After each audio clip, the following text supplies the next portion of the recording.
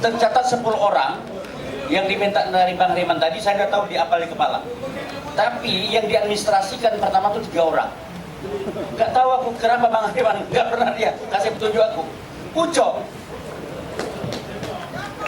Profesor Kodri, nah ini yang ngajarin saya soal hukum kriminal. Pertama saya mau klarifikasi, saya belum profesor. Diangkat profesor sama jurusan. Pertama-tama saya menyatakan saya juga heran ketika Bang Hariman meminta saya untuk memantik di dalam acara peringatan Malari dan Bukti Indemo. Ya, saya nggak tahu kenapa Bang Hariman meminta saya, padahal background saya ini adalah dosen hukum pidana. Kalau kita melihat audiens atau yang hadirin yang di sini, ya, saya kira pertemuan ini sudah menyampai satu kesimpulan. Jadi kita nggak usah lagi bicara pembahasan teori, metode dan ini, karena kesimpulan ini adalah bapak-bapak, ibu dan saudara sekalian, di tokoh-tokoh semua. Jadi saya kira kehadiran kita ini Bang Hariman adalah kesimpulan yang abang mau, yaitu jangan lupa, ya, tolak lupa. Nah, di dalam satu pembicaraan saya dengan Bang Hariman, saya katakan bahwa inti dari demokrasi itu adalah pembatasan orang yang sedang berkuasa, dan kekuasaan itu harus dikontrol. Nah, yang kontrol siapa? Yaitu rakyat. Tadi sudah disinggung, ya, bahwa teorinya dari Len Polet, bahwa demokrasi itu dari rakyat, oleh rakyat, untuk rakyat. Nah, jadi saya kira prinsip demokrasi ini yang harus kita pegang, ya, bahwa kekuasaan selain ada batasnya harus dikontrol.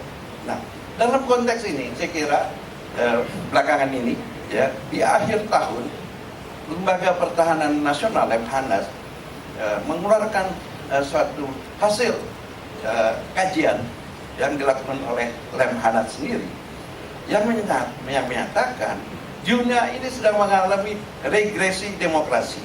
Nah, sayangnya Lemhanas itu tidak membeberkan apa kajian-kajian yang menyebabkan kesimpulannya adanya terjadi kemunduran demokrasi. Dikatakan di dalam laporan itu bahwa kecenderungan dunia sekarang terjadi regresi politik, ya, dimulai dari Rusia, Cina, Turki, bahkan negara kampion demokrasi seperti Amerika di zaman Presiden Trump itu mengalami kemunduran. Nah, di dalam laporan itu dikatakan ada kecenderungan, ya, kata-kata menggunakan ada kecenderungan regresi politik di dalam negeri. Dan kita tidak tahu apa alasan Lemhanas itu menggunakan, kenapa berkesimpulan terjadi regresi demokrasi. Jadi ada 2 hal yang esensial di dalam demokrasi, yaitu adalah pembatasan penguasa, kontrol masyarakat dengan diakuinya hak asasi manusia. Khususnya untuk Indonesia, kita mengalami pernah 2 periode pemimpin-pemimpin yang awalnya adalah seorang demokrat, ya, yang kemudian menjadi seorang otoriter.